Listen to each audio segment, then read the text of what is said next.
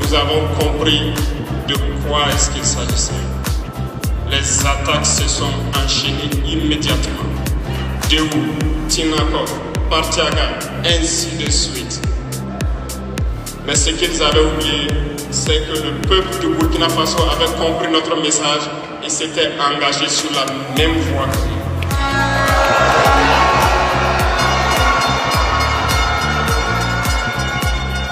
Nous nous sommes réorganisés rapidement et subitement.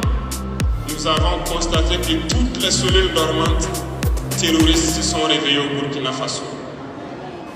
On a réorganisé l'armée plus vite, à une vitesse inégalée. Nous avons créé plusieurs unités et même si plusieurs autres sont à venir, nous les avons équipées. Et aujourd'hui, cet équipement se poursuit parce que dans les jours à venir, les mois à venir, ce que vous allez voir venir au Burkina Faso doit faire de notre armée une puissance à créer.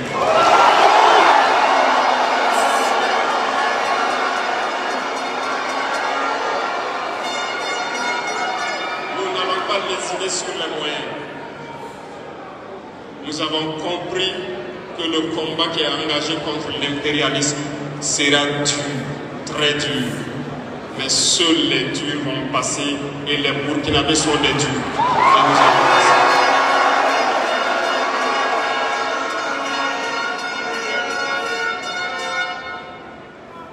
Lorsque vous avez remarqué au Niger et au Mali, pendant que nous luttions au cours donc de l'année 2023, au Niger, nous avons un gros problème.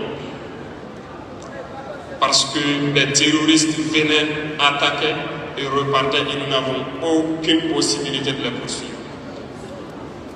Je vous fais la confidence ici aujourd'hui. À un moment donné, nous avons envoyé une mission auprès donc du président Bazoum pour que nous puissions au moins lancer la lutte lorsque nous sommes attaqués sur notre territoire. En retour, il a mal reçu le message. Nous avons pris acte et nous sommes restés donc dans l'observation de cette partie, en nous réorganisant. C'est pour vous dire que l'impérialisme a tout son temps. Lorsqu'il veut déstabiliser, il regarde dans l'immédiat. Si ce n'est pas possible, il pose les jalons pour le faire dans 10 ans, 20 ans, 30 ans. Mais il n'a aucun intérêt à ce que nous soyons indépendants. Aujourd'hui, tout ce qu'ils souhaitent pour le Burkina Faso, c'est le chaos. Parce qu'ils espèrent faire venir ces forces étrangères ici et espérer récupérer la situation dans 10 ans, même dans 20 ans. Mais nous ne les laisserons jamais parvenir à cet objectif.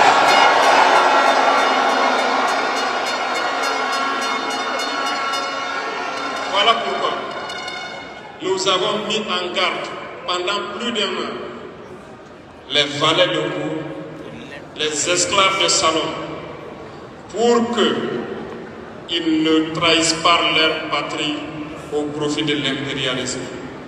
Certains ont compris, se sont rangés. D'autres n'ont pas compris, peut-être se croyant plus malins. Mais aujourd'hui, nous n'avons plus de sentiments sur ce volet.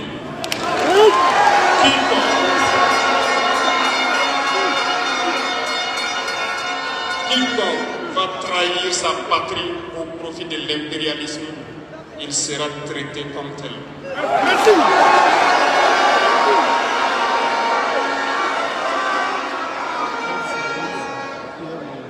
Revenant à notre fameuse CEDEAO,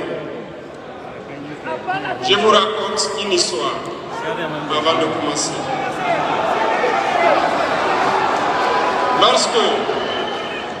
Lorsqu'il y avait l'esclavage, il y avait deux catégories, si on peut le dire.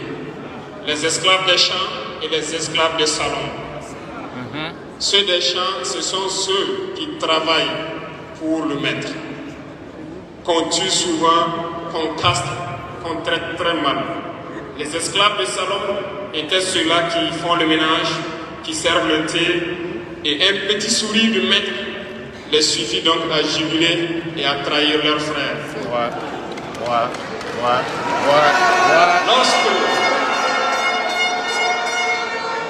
Lorsque les esclaves des champs décidaient de fuir leur maître pour chercher leur indépendance, ce sont les esclaves de salon qui venaient toujours les trahir auprès des maîtres. Malgré cela, beaucoup ont pu se déchaîner et partir. Et lorsque le rythme était soutenu, il fallait trouver une stratégie, faire peur. Il disait donc aux esclaves des champs qui cherchaient leur indépendance que les routes sont pleines de fauves, de serpents, ou que d'autres maîtres plus méchants allaient les récupérer, les traiter et les tuer. Il voulait juste les faire peur pour que jamais ils n'essaient de se déchaîner et de prendre leur indépendance. C'est la même tactique qui existe depuis que nous avons décidé de quitter la CEDEAO. C'est récent, il n'y avait qu'une poignée de gens qui avaient droit à la parole. Sur les plateaux télé, c'est ce qu'ils se disaient qui était donc pris pour évangile. Aujourd'hui, avec les nouvelles technologies, qui ont bien sûr des avantages et des inconvénients, tout le monde a droit à la parole. Et je pense que les Wahia sont les premiers.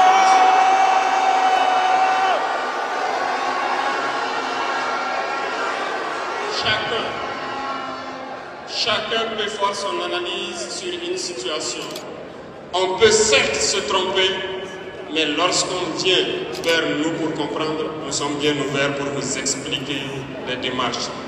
Ici, nous allons vous expliquer pourquoi nous avons quitté cette CEDEAO et vers où nous partons.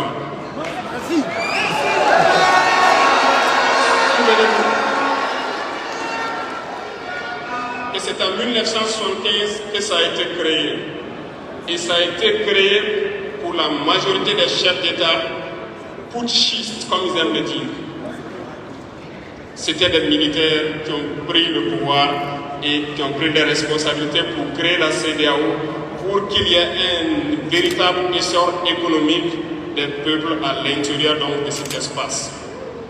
Plus tard, les soi-disant démocrates se sont invités donc à la tête de nos États. Ils ont vidé complètement la communauté de son fondement. Lorsque le 26 juillet, le Niger a décidé de prendre son destin en main, nous étions surpris de voir la CEDEAO apparaître de je ne sais où avec une force en attente. Où était cette force? Lorsque des milliers et des milliers de Nigériens étaient tués par des terroristes, ils combattent depuis des années. Ce n'est pas une armée de défilé ou une armée de maintien de paix. Et les armées de l'AES ont décidé de s'unir. Nous attendons cette force en attente.